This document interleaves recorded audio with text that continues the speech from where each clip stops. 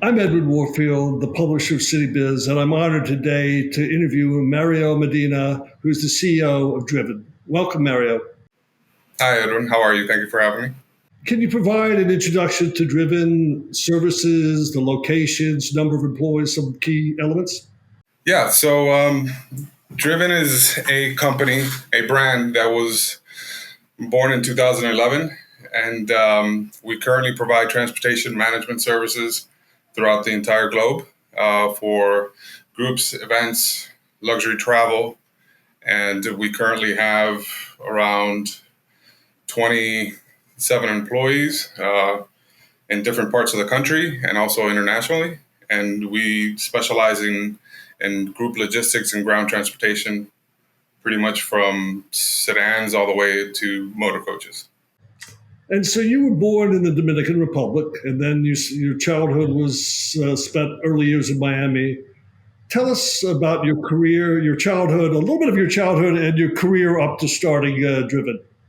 Well, yeah, I was born in Dominican Republic, Santo Domingo, which is the capital. I came to the States when I was around 8 years old. Traveled around the States, lived in New York for a while, then Texas. But then I kind of settled my roots here in Miami. I got my bachelor's and my MBA here locally in Miami.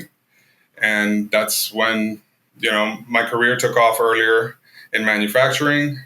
Then after that, I ventured into telecommunications for several years. And then it led me into ground transportation. And when was Drvn founded?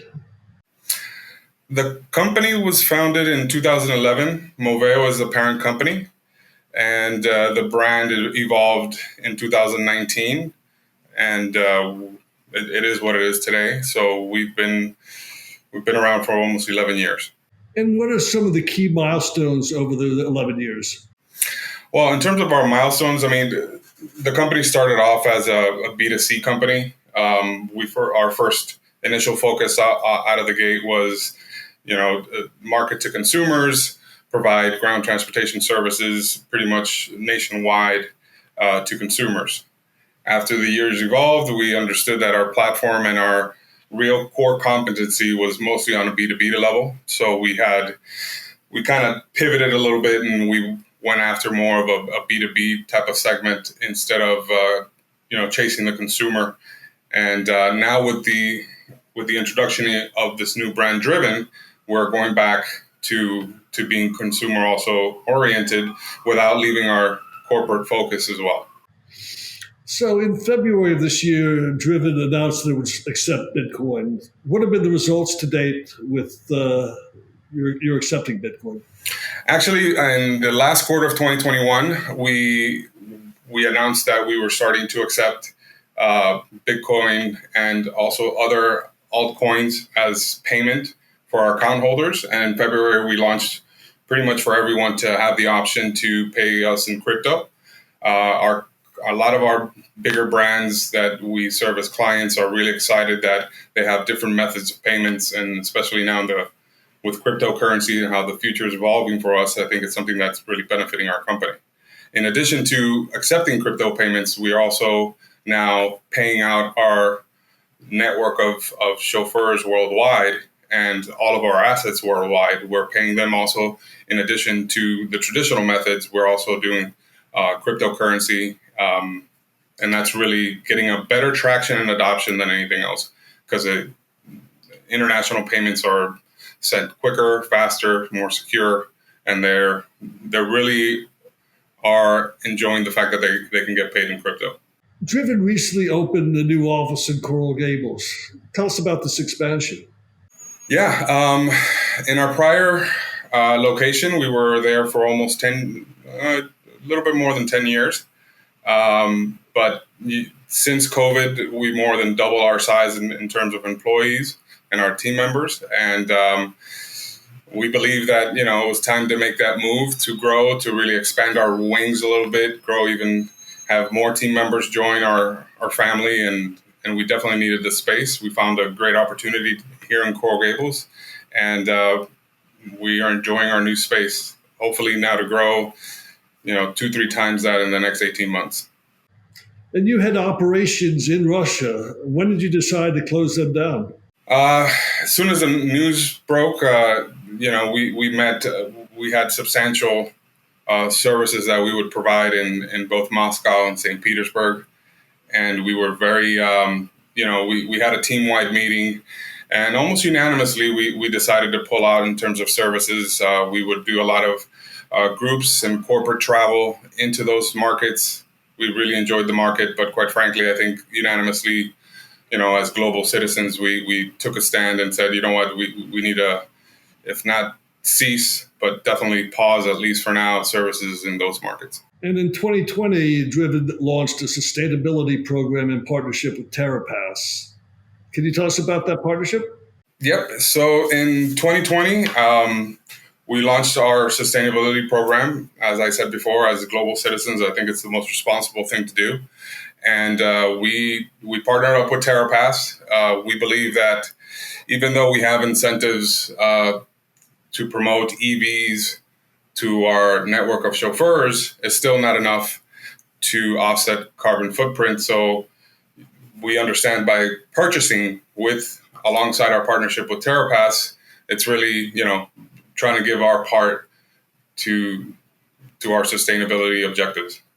And you've got another partnership with UGAS. Can you tell us about that partnership? Well, yeah, Ugas is a very talented boxer. I think Ugas really is about representation, and I think what he represents in terms of his, heritage, he's a great symbol of an underdog that comes from another country and moves up the ranks and really, strides not only just for himself, but also for his community. And we see a lot of resemblance in his morals and how he conducts himself, and definitely looked like a great partnership to align and sponsor Ugas. And so what are the growth plans for Drvn? We're currently during COVID, we got certified ISO 9001. So we took that downtime and to stick with 100% of our employees. We dedicated to improving a lot of our systems, workflows, and adaptability of ISO 9001. We got certified, and we want to continue that stride in the ISO. In other areas of ISO and part of sustainability, there's our ISO 14001, and we want to have that done within the next 12 months. For further that, we want to go ahead and also strive for the technology portion of our ISO, which is ISO 27001, and that is due for us to complete by 2023, end of 2023. In addition to that, we are looking to open offices in Europe and continue our expansion into Latin America. We're looking to, if not go from 30 to 50 employees by the end of the year, and continue our growth path. And let's see where that takes us. So is there any other part of your personal journey and the story of Drvn that you'd like to share that you haven't shared with us so far? Well, the unique environment and culture that Drvn has of kind of always thinking to be the progressive thinker in the industry and come up with solutions and come up with innovative ways to disrupt the market. I think that's something that we're doing and embracing. And also kind of checking off all the requirements that bigger corporations they have, and us as a small company, we kind of act like the big boys, but at the end of the day, it's a smart startup, and we definitely strive to be as big as we can, and disrupt in many markets. So I think we're really, I think our entire team and culture is really fun to be here, and we have very talented individuals that, I wouldn't be here if it wasn't for them. But I'm excited to see other new team members and other new clients that we bring on board and new technologies that we deploy. So that's really something to look forward to. Well, Mary, I want to thank you for your time, and your journey is an interesting entrepreneurial journey, and we wish you the best of luck as you drive Drvn to the next stage. Definitely. Thank you. Thank you for a ride. Thanks.